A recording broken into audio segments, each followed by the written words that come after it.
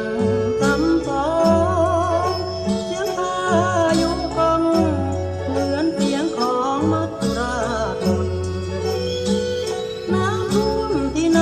ก็ต้องเสียใจด้วยกันทุกคนเพราะต้องพบกับความยากจนเหมือนคนหมดเนื้อกินตัว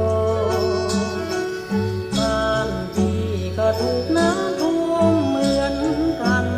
ที่ประจวบคีรีขันธ์เหมือนกันไปทุกครอบครั